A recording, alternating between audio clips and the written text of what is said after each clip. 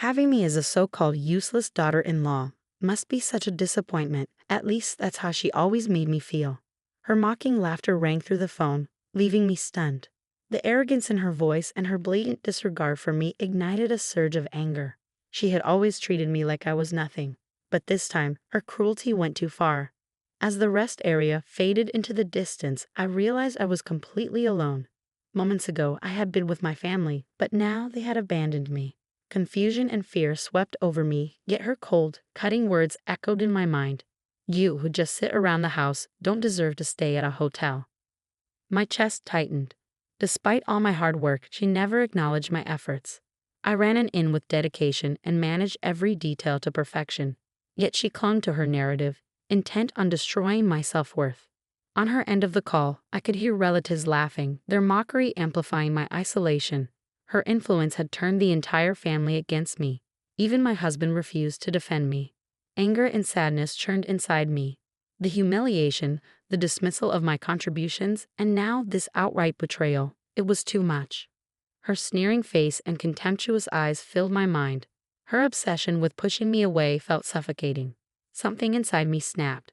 A decision crystallized in my mind. No more.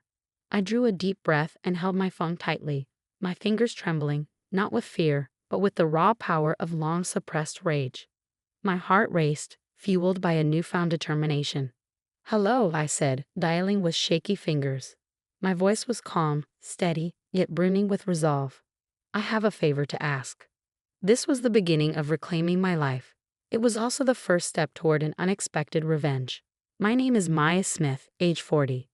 I'm a manager at a large corporation. I met my husband, Tom, in our late 30s. After dating for 6 months, we decided to marry. In the beginning, he was attentive and kind, but over time, he grew indifferent. Now, our conversations are minimal, and he barely notices my presence. Still, I accepted it, convincing myself this was just the way things were. One evening, as I cleaned up after dinner, Tom spoke to me unexpectedly. "Hey, Maya, I need to talk to you." "Oh, what's up?" I replied, smiling, pleased he was addressing me directly for once. "My family is planning a trip, about 20 relatives. They want me to handle the hotel reservations and organize the itinerary." "Really? That sounds like a big task." "Well, I'm busy with work, and you've got more days off than I do. So you take care of it. Find a cheap place, since I'm paying for everything. If you're coming, pitch in too." I wanted to point out that I worked hard and upheld my responsibilities just as much as he did, even if I had slightly more flexibility. But I bit my tongue. For once, he was asking for my help, and I wanted to oblige. Spending time with his family wasn't exactly enticing, but this was for him. "Okay," I said. "I'll handle everything." "Thanks. Just pick a place that won't embarrass us in front of my family." With that, he lay back on the couch, scrolling through his phone. After finishing the cleanup, I retreated to the bedroom and made a call to a familiar contact. "Hi, it's me. I need a favor," I said, my voice calm yet purposeful. A few days later, Tom's parents arrived at our apartment. When I had shared the travel plans with Tom, he insisted we invite them over to go through the details in person. As they stepped inside, Tom's mother, Elaine, made a beeline for my kitchen cabinets and began rummaging through them without hesitation. "Maya, are you seriously eating gourmet instant curry from a hotel? How indulgent.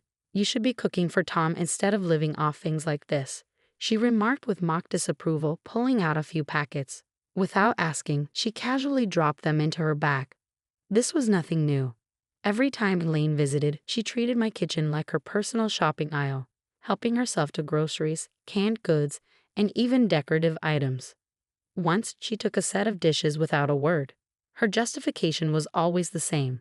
"Anything in my son's house is fair game. What's wrong with me taking it?" After that, I started hiding my favorite items before their visits. Tom's father, Rick, stood idly by, laughing as Elaine continued her spree. Once she was done shopping, she finally sat down. Timing it perfectly, I presented the hotel details. "Here's where we'll be staying," I said, pulling up the website for the luxury hotel I had booked. I handed them my phone to show off the sleek images of the newly opened property. Elaine glanced at it, her lips curling into a dismissive scoff. "Well, aren't you getting above your station? How are you affording this?" Fortunately, I managed to negotiate a group discount under Tom's name. I replied evenly. I thought you were useless, but I guess you can handle something like this, she said, her tone haughty. Her words stung, but I didn't let it show. What Elaine didn't know, and what I hadn't shared, was the truth about the hotel. It was part of my own business. My family had operated a modest inn for years, but after it gained media attention, bookings skyrocketed. With the surge in demand, especially from international tourists, we expanded into high-end hospitality. I had been managing the new luxury property ever since. Tom knew my family owned a business, but he had no idea I was running such a prestigious hotel. I had kept it a secret, fearing it would create tension. Tom had once complained about my income surpassing his, so I downplayed my career whenever it came up. Over time, I resolved not to share the full extent of my success with him or his parents.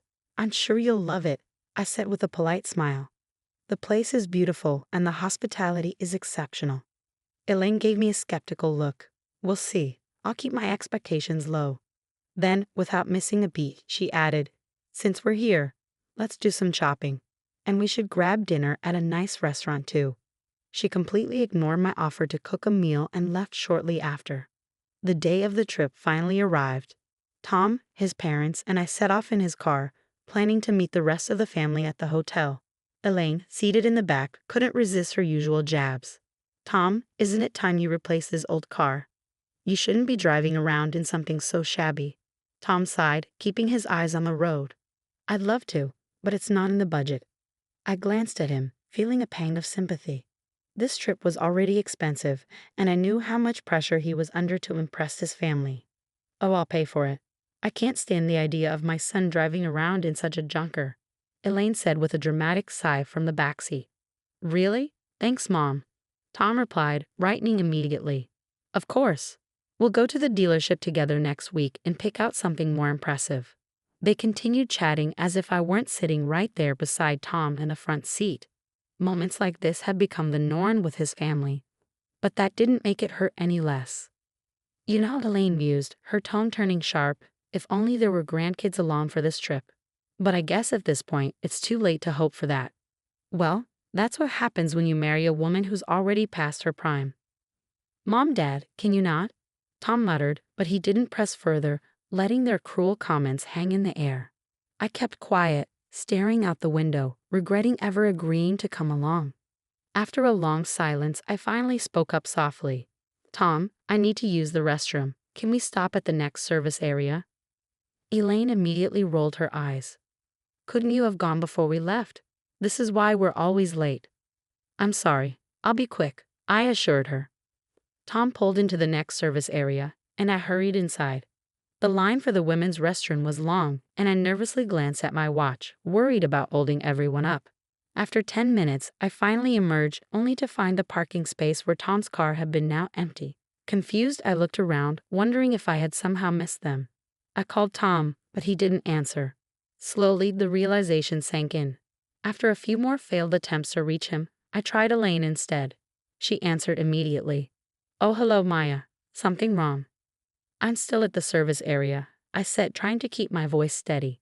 Did something happen? Oh, we're already at the hotel, she replied, her tone dripping with disdain. Trips like these are for family, you know. You're just an outsider tagging along. Her words hit like a punch to the gut. Elaine, you're already spoiled with what my son provides without working or contributing. You can sit this one out, she cut me off, her mocking laughter ringing through the line. In the background, I could hear other family members laughing too. Then, without waiting for a response, she hung up. I stood there stunned.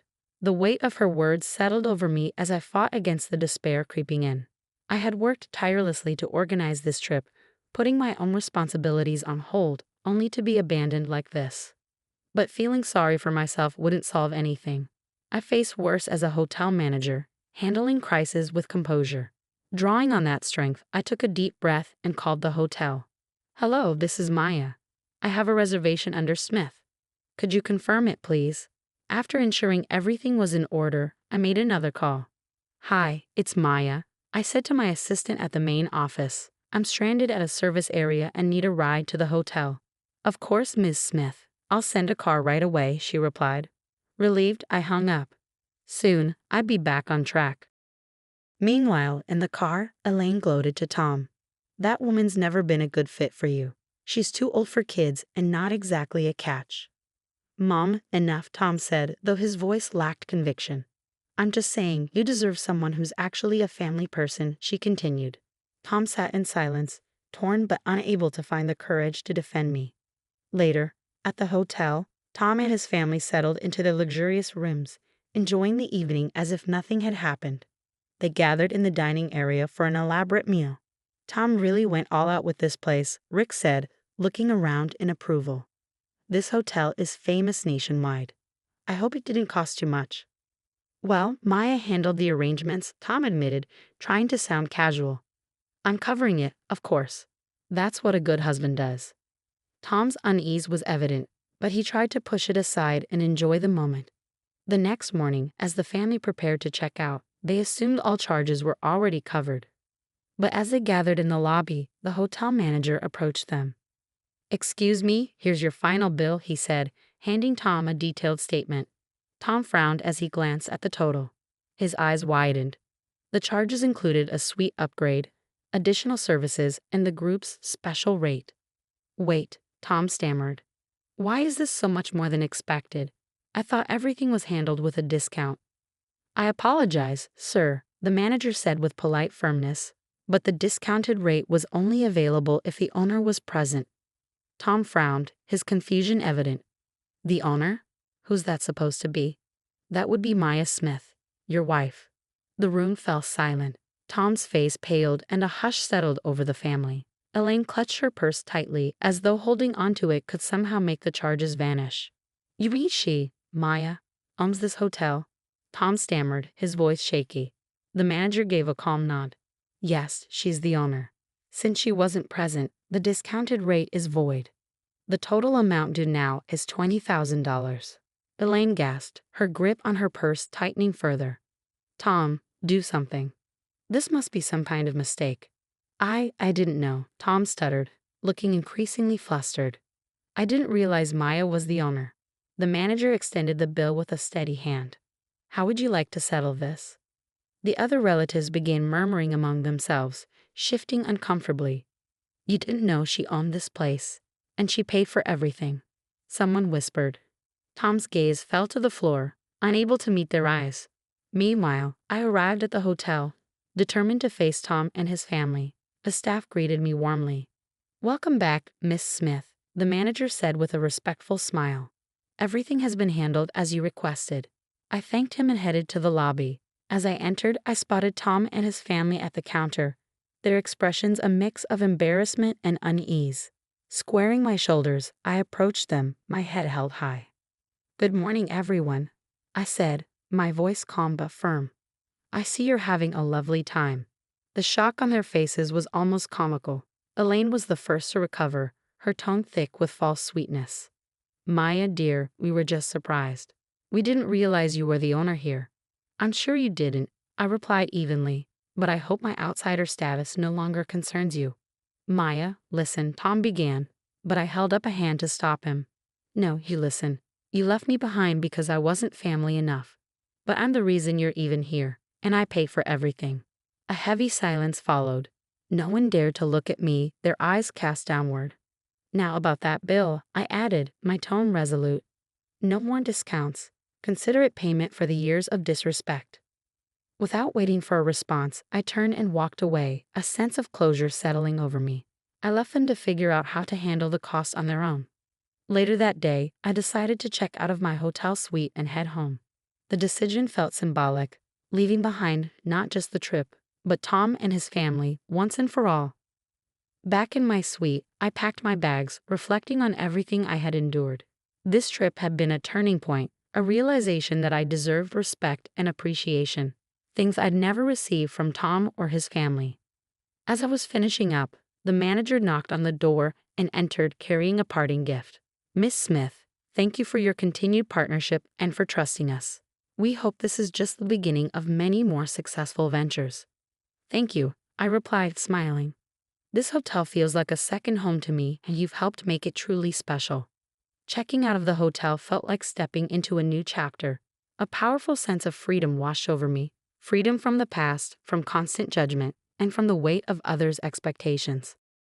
In the days that followed, I filed for divorce, finally choosing myself over a loveless marriage. I poured my energy into expanding the family business, opening more luxury inns, and pursuing dreams I'd shelved for far too long.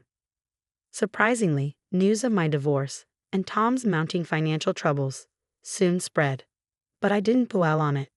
My new life was brimming with purpose, community, and growth, surrounded by people who respected me and believed in my vision. On quiet evenings, I'd raise a glass to myself, grateful for the strength to walk away and build a life on my own terms. Happiness, I realized, was something I could claim for myself, and I wasn't looking back. I never planned to keep my success a secret. Life just worked out that way. Growing up in Singapore, my parents taught me the value of hard work and education. "Emily, knowledge is the one thing nobody can take from you," my father would say as he drove his taxi late into the night to fund my studies.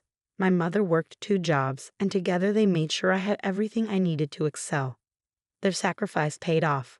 I graduated top of my class in finance and landed a position at one of Asia's largest banks. By 28, I was the youngest division head in the bank's history, managing over $50 billion in corporate loans. But few knew this side of me. I met James at my friend's small cafe where I loved to work on weekends, helping out just to stay grounded. He walked in one rainy morning, ordered a latte, and smiled when I drew a little heart in the foam. "This is the best coffee I've had in months," he said, his eyes crinkling at the corners.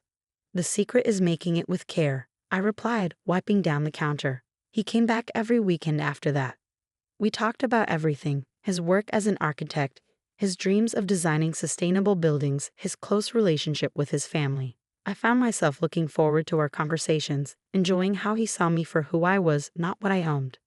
When he finally asked me out, I said yes without hesitation. Our first date was at a humble hawker center, sharing plates of char kway teow and laughing about nothing in particular. I fell in love with his kindness, his integrity, and how he treated everyone with respect, regardless of their status. "My family's a bit traditional," he warned me before our first dinner with them. "They can be judgmental about status and career." "Don't worry," I assured him, "I can handle it." I wasn't prepared for Richard Chen, James's father. A self-made real estate tycoon, he dominated every room he entered. His wife, Helen, was equally intimidating in her designer clothes and perfectly coiffed hair. James's sister, Victoria, took after their mother, down to her dismissive glance when I mentioned working at a cafe. "A cafe?" Richard's voice boomed across the dinner table. "James, I thought you said she went to university." "She did, Dad. Emily has a degree in—" Clearly not putting it to good use, Richard interrupted. "In this family, we believe in ambition. Excellence. Not serving coffee." I saw James's face redden, but he stayed silent. Helen touched her pearl necklace, a habit I learned meant she was about to deliver a carefully crafted insult. "Dear, perhaps you could help Emily find a more suitable position. The cleaning company we use is always hiring." Victoria snickered. "At least she'd have health insurance." I maintained my composure, years of high-stakes negotiations serving me well. "I enjoy my current work, but thank you for your concern." The rest of dinner passed in a blur of subtle digs and patronizing advice. James apologized profusely on the drive home. "They'll come around," he promised. "They just need time to know you."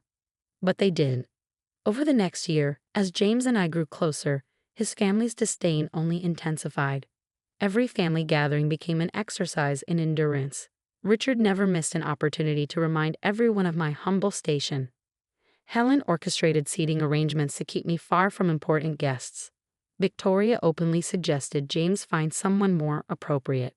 When James proposed, their reaction was predictable. "A cafe worker," Richard exploded. "Have you lost your mind?" "Dad, I love her." James stood firm. "Love won't maintain our family standing," Richard shot back. "If you marry her, don't expect any support from me." But James chose me. We had a small, beautiful wedding, without his family present. Months passed. I continued my weekend cafe shifts, finding peace in the simple work while managing billion-dollar deals during the week. James respected my choice to keep my career private, understanding my need to be loved for myself, not my position. Then came the annual Chen family reunion. We have to go, James insisted. They're still family. I agreed, hoping time had softened their hearts. I was wrong. The reunion was held at Richard's mansion, a sprawling estate that screamed old money. The moment we arrived, I felt the familiar weight of judgmental stares. Oh, the cafe girl still hasn't found a real job. Victoria's voice carried across the garden. How persistent. Richard gathered everyone for his annual family address, champagne flowing freely as he boasted about the family's achievements. Then he spotted us. Ah, James, come, tell everyone about your new project. His eyes slid past me. And your wife can serve drinks. It's what she's good at, yes. Laughter rippled through the crowd.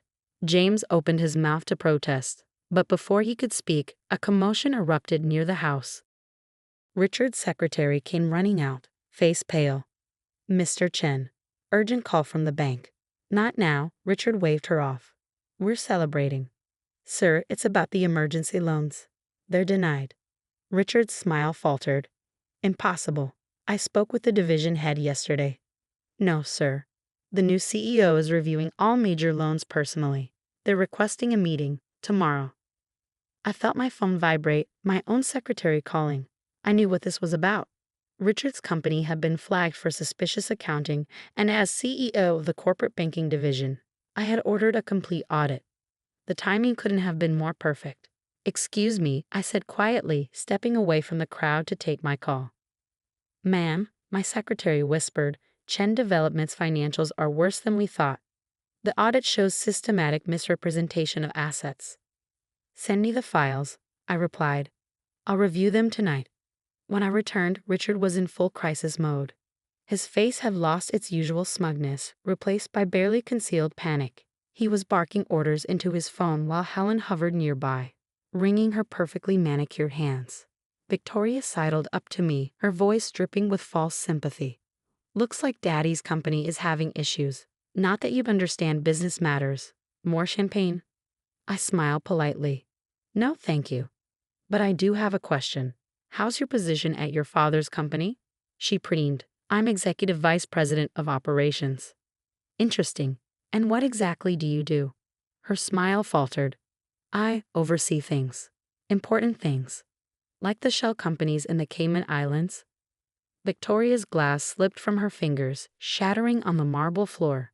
Several heads turned our way. I don't know what you're talking about, she hissed. The ones hiding your father's debt?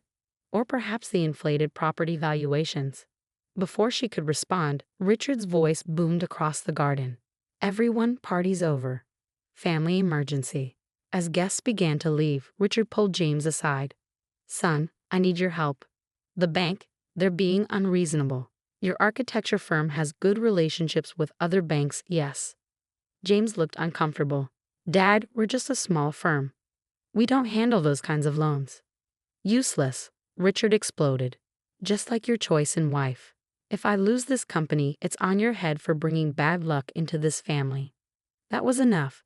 I stepped forward, my phone in hand. Mr. Chen, I believe we have a meeting tomorrow at 9 a.m. He barely glanced at me. This doesn't concern you, coffee girl. Actually, it does. I opened my banking app, displaying my executive profile. I'm the CEO you'll be meeting. The silence that followed was deafening. Richard's face cycled through confusion, disbelief, and horror. Helen's pearl necklace clattered to the ground. Victoria looked like she might faint. That's impossible, Richard stammered. Emily Chen, CEO of Corporate Banking Division, Singapore United Bank, I stated calmly. Your loan applications crossed my desk last week. The irregularities were concerning. James stared at me, mouth agape. Emily? All this time. I wanted to be loved for who I am, not what I own. I explained softly. You gave me that gift. Your family, not so much. Richard suddenly straightened, his businessman instincts kicking in. Well, this is wonderful news. We're all family here. Surely we can work something out. Family? I echoed. Like when you called me a gold digger at our wedding reception. Or when you told your business associates that James married beneath his station. Helen stepped forward, arms outstretched. Darling, we were just protecting our son. Surely you understand. I understand perfectly. You judged me, humiliated me, and treated me like dirt because you thought I was beneath you. Now you want my help? Victoria attempted damage control. Emily, sweetie, we were just teasing. It was all in good fun. I turned to James. Did you know about your sister's role in the company? He shook his head. She said she was handling operations. She's been helping your father hide debt and inflate assets. The audit shows years of financial manipulation. Richard's face turned purple. Now see here. You can't just. I can and I will, I interrupted.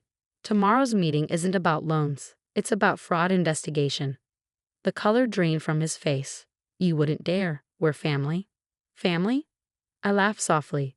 Let me share some wisdom from my father, the taxi driver you mocked at my wedding. He taught me that true family supports you, believes in you, and loves you regardless of your status. You've done none of those things. I took James's hand. The authorities will be contacting you tomorrow. I suggest you get your lawyers ready. As we turned to leave, Helen called out desperately. Wait, what about Victoria? She was just following orders. I paused at the door. Actions have consequences, Helen. Victoria chose to participate in fraud. She'll face the same investigation as everyone else. The drive home was silent. Finally, James spoke. Why didn't you tell me? Would you have treated me differently if you knew? He thought for a moment. No, I fell in love with you, not your job. That's why I fell in love with you too. I squeezed his hand. I'm sorry for keeping this from you. I just needed to know our love was real. What happens now? I sighed. Your father's company will be investigated. With the evidence we have, there will likely be criminal charges. Victoria too, if she's implicated. And us? That depends. Can you handle being married to a woman who makes more than your entire family combined? James laughed, the tension breaking. I think I'll manage, but no more secrets. No more secrets, I promised. The next morning, the Chen family empire began to crumble. Richard arrived at my office precisely at 9 a.m., flanked by his lawyers. Gone was the arrogant tycoon. In his place sat a man who finally realized he wasn't the most powerful person in the room. The audit revealed systematic fraud spanning 5 years, I stated, sliding the report across my desk. Falsified valuations, hidden debts, shell companies. It's all here. We can explain, his lawyer began. No need. The evidence has been forwarded to the authorities. Richard leaned forward. Emily, please, think about what this will do to the family name. Like you thought about my reputation when you told everyone I was a gold digger? Before he could respond, my secretary interrupted. Ma'am, the police are here. What followed was a media circus. Chen Development CEO arrested for fraud splashed across headlines. Victoria was taken into custody next, her designer handbag clutched to her chest as officers led her away. Helen had a very public breakdown at the country club. James stood by me through it all, though I knew it pained him to see his family fall apart. They did this to themselves, he said one evening as we watched the news coverage. You just exposed the truth. Weeks turned into months. The investigation uncovered more than even I had suspected. Richard had been running a complex scheme, using inflated property valuations to secure loans, then channeling the money through shell companies. Victoria had helped coordinate the fraud, her executive position nothing more than a front. The trial was swift. Richard and Victoria were both sentenced to prison. 8 years for him, 5 for her. Helen was spared criminal charges but lost everything in the asset forfeitures. One day, as autumn painted Singapore's gardens in golden hues, Helen appeared at my office. I know I have no right to be here, she began, her designer clothes replaced by simple cotton. But I need to say something. I gestured for her to continue. I was wrong about you. So terribly wrong. Tears filled her eyes. We judged you because we thought wealth and status were everything. Now I'm alone, living in a small apartment, working as a sales clerk, and I finally understand. Understand what? That character matters more than cash. You were kind to us even when we were cruel. You could have destroyed us completely, but you let the law take its course. That's real class. I studied her face, seeing genuine remorse for the first time. What do you want, Helen? A chance.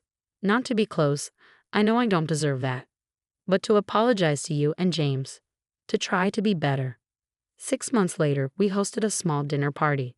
Helen came bringing homemade dumplings, a skill she'd learned in her new life. She was different now, humbler, more genuine. James was healing too, visiting his father and sister in prison, working through years of family dysfunction. As for me, I kept my weekend shifts at the cafe. Not because I needed to hide anymore, but because I loved the simplicity of making someone's day better with a perfect cup of coffee. One morning, a young woman came in, looking defeated. "Rough day?" I asked, drawing a heart in her latte foam. "My boyfriend's parents think I'm not good enough," she sighed. "Wrong background, wrong job." I smiled, remembering where my own journey began. Let me tell you a story about family, pride, and what really matters in the end. Life has a way of teaching us its most important lessons. Sometimes it takes losing everything to understand what truly matters. Richard and Victoria learned this in prison. Helen learned it through humility, and I learned that being true to yourself is worth more than all the wealth in the world. James and I are expecting our first child now. We've decided to name her Grace, a reminder that sometimes the hardest situations deserve a measure of mercy. Helen is excited to be a grandmother, and even Richard, through his prison letters, seems to be reflecting on what kind of legacy he really wants to leave. The cafe still stands, a humble reminder of where our story began. Sometimes customers recognize me, the banking CEO who serves coffee on weekends. They often ask why I still do it. My answer is simple. Every cup of coffee is a chance to make someone's day better, and at the end of our lives, isn't that what matters most? They usually smile, understanding or not. But I know my truth. Success isn't about power or revenge or even proving others wrong. It's about staying true to yourself, showing kindness even when it's not deserved, and remembering that everyone, even those who hurt us, deserves a chance at redemption. As I write this, I'm sitting in the cafe, watching the sunrise paint the city in shades of hope. James will join me soon, as he does every weekend. Helen might stop by with her dumplings. Life isn't perfect, but it's real and rich with lessons learned.